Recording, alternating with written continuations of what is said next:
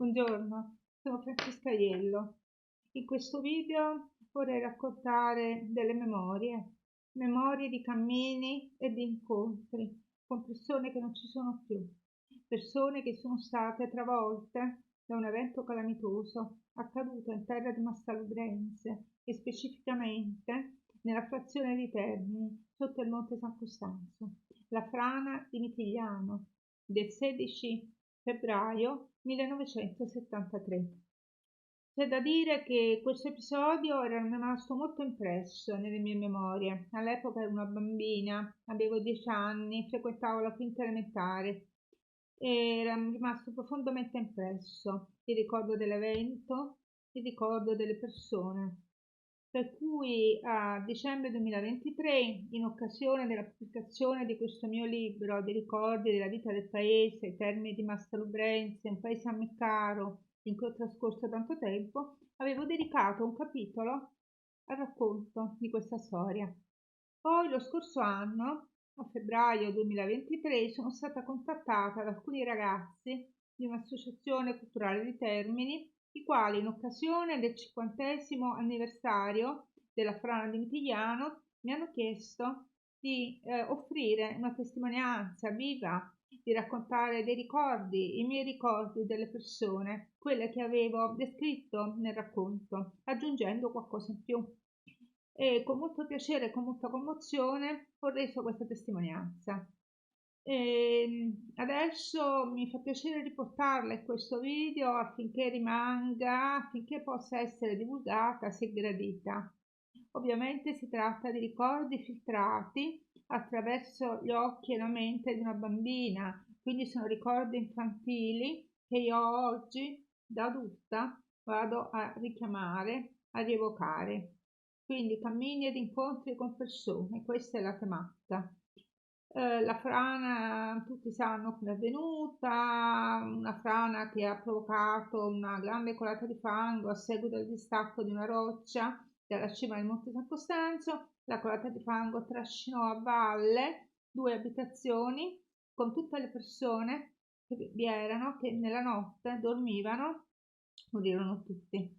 Morirono tutti, non furono trovate le salme dopo molti giorni.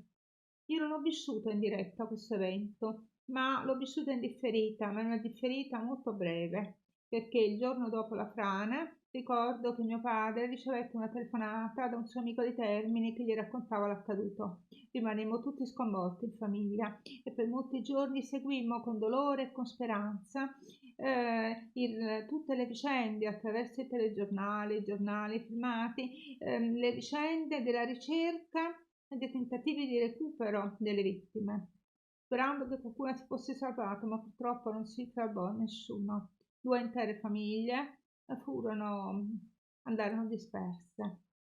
E intanto, dopo queste operazioni, furono fatti anche funerali, ritornai a Termini una decina di giorni dopo.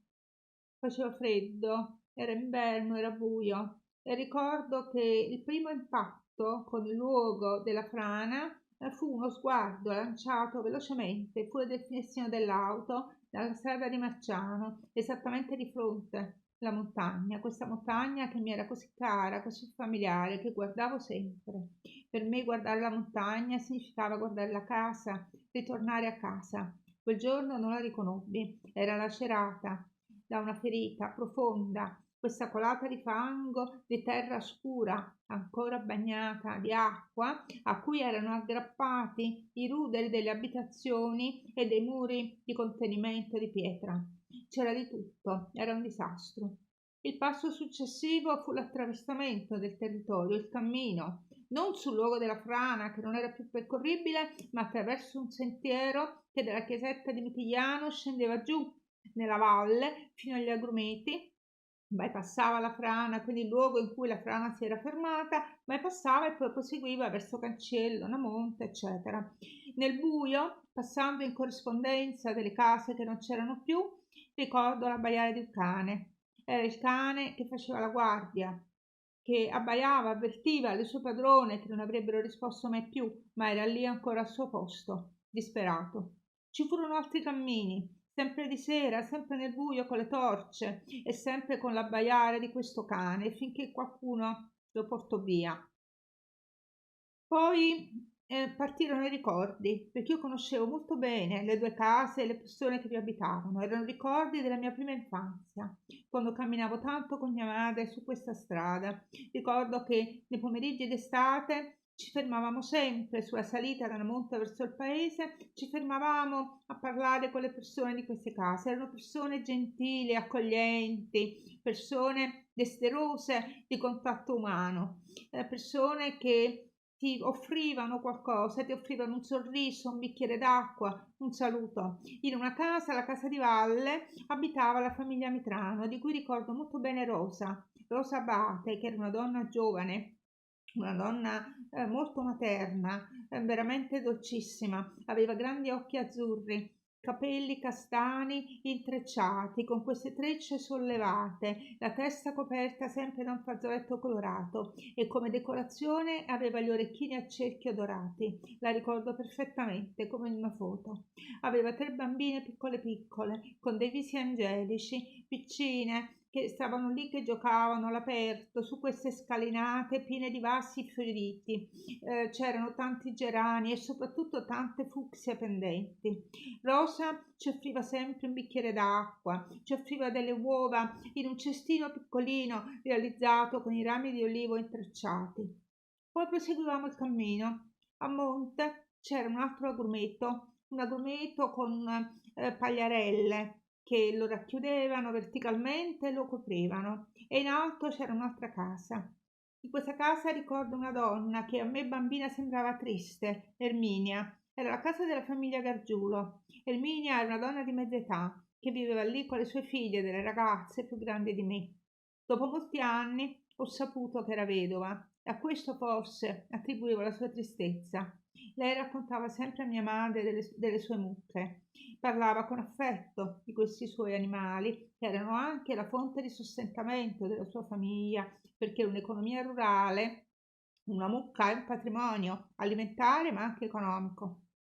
E ricordo che aveva tanti fiori che coltivava e la grande commozione è stata dopo tanti anni, quando di recente un amico mi ha inviato una foto scattata lì dove c'era stata la casa di Erminia in primavera.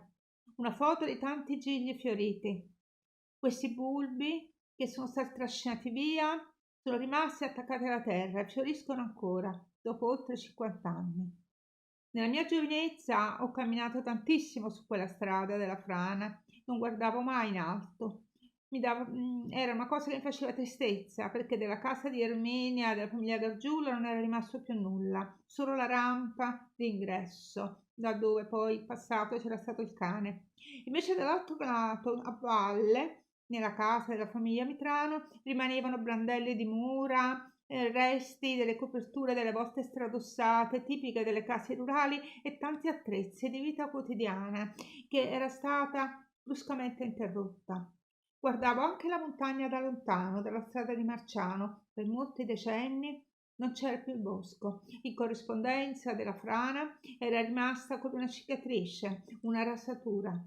Ora, dopo tanti decenni, era cresciuta la vegetazione. Poi, nel tempo, ho sempre pensato a quella lapide che fu apposta nel 1973, una lapide con una poesia, con un pensiero profondo, toccante per le persone che abitavano questo luogo, una lapide che passa spesso inosservata a tanta gente che cammina sulla strada. Sono sempre fermata a riflettere, a ricordare queste persone, i loro volti, le loro voci, ovviamente sempre filtrate perché sono i tempi della mia infanzia. Quando avevo i miei bambini passavamo spesso lì, li ho sempre fatti fermare per un ricordo.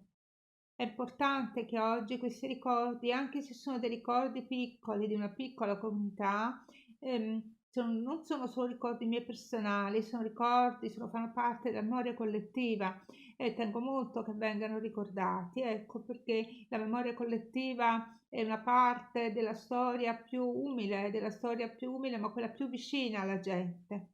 E per questo motivo chi è interessato può leggere il racconto che è dedicato a queste persone in questo libro, di cui riporto il link sotto questo video. Allora, buon cammino a tutti coloro che percorreranno questa strada e buona rievocazione di queste memorie. Grazie per avermi seguita fin qui.